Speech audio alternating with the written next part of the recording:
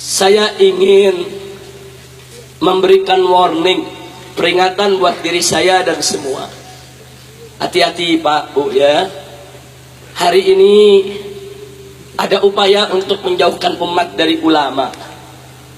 Ada yang caranya kasar, ada yang caranya halus.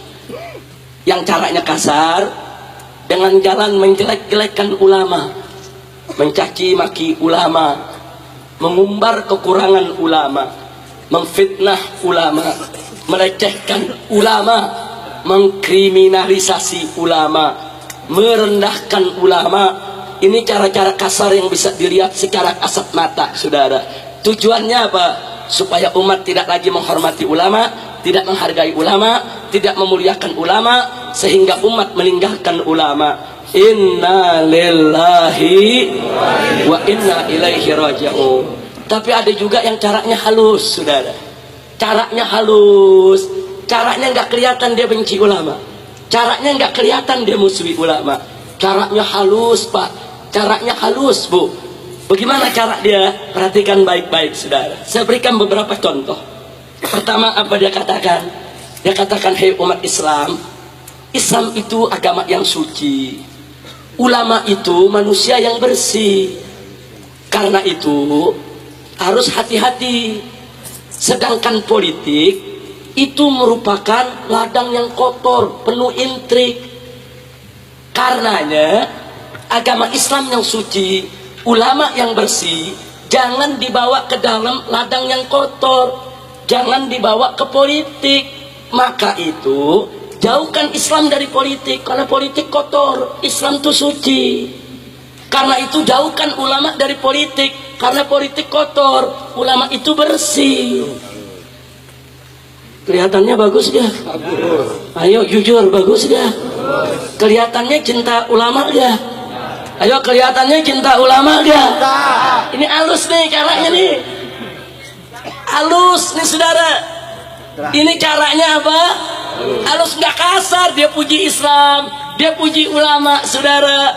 Tapi hati-hati saudara, ini kalimat haqqin yuradu biha batil. Ini kalimat yang hak tapi tujuannya batil saudara. Tujuannya apa?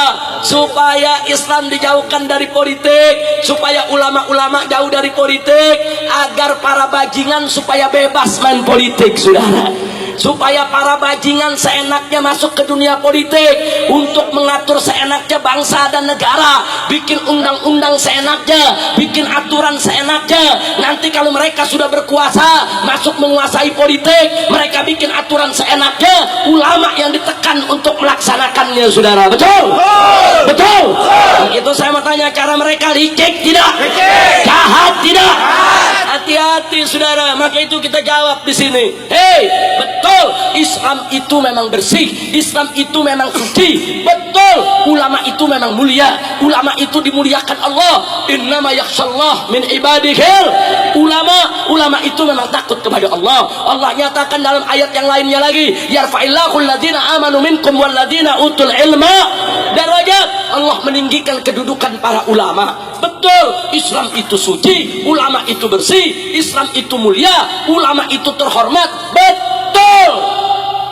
Tapi kalau kau mengatakan politik itu kotor, tunggu dulu. Politik itu tergantung siapa yang memainkannya. Manakala politik itu dimainkan oleh ulama yang mulia atas dasar agama yang suci, niscaya politik tersebut hanya ditujukan untuk mencari ridho Allah, hanya ditujukan untuk kepentingan bangsa dan negara saudara.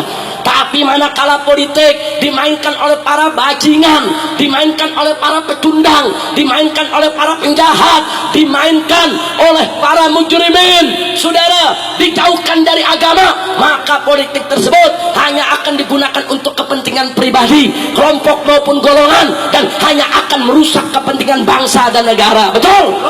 Jadi politik tergantung pemainnya, saudara. Kalau yang main bersih jadi bersih, yang main kotor jadi kotor. Kira-kira jelas tidak? Jelas tidak? Nah, sekarang saya mau tanya Anda, mau politik kotor atau politik bersih? Politik kotor atau politik bersih?